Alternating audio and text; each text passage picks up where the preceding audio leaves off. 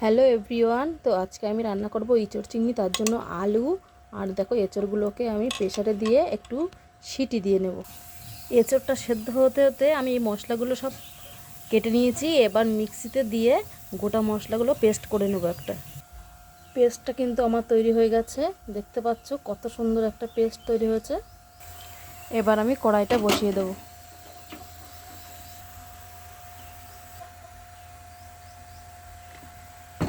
এবার আমি চিংড়ি মাছগুলোকে সুন্দর করে ভেজে নেব। আমি এই এঁচড় আর আলুগুলোকে একটু ভেজে নেব।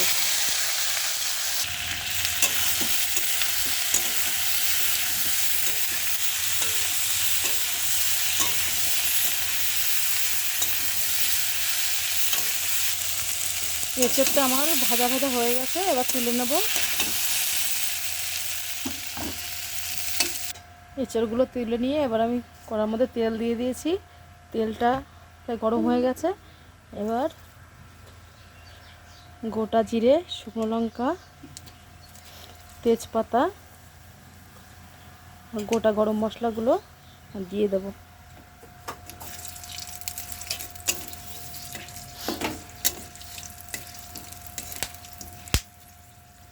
এরপর এর মধ্যে পেঁয়াজটাকে দিয়ে লাল লাল করে ভেজে নেব।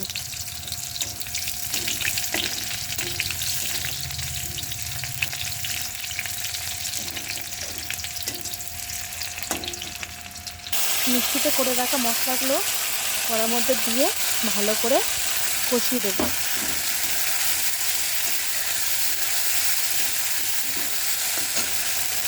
এর পরিমাণ মতন লবণ, পরিমাণ মতন হলুদ আর একটু স্বাদ মতো চিনি দিয়ে দেবো। মশলা থেকে কিন্তু তেল ছেড়ে দিয়েছে। এবার ওর সঙ্গে যে মশলার জলটা ছিল সেটা দিয়ে দেবো।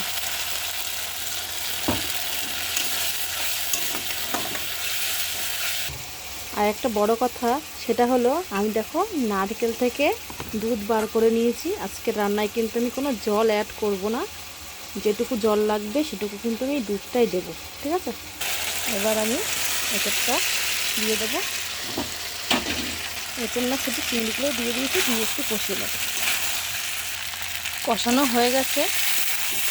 এবার আমি নারকেলের দুধটা দিয়ে দেবো।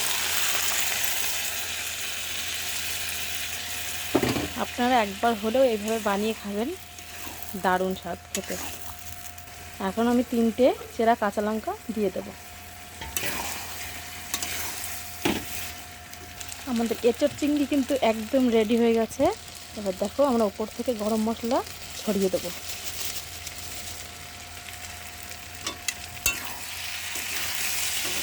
ঘিটা দিচ্ছি না, ঘিটাকে স্কিপ করে দিলাম।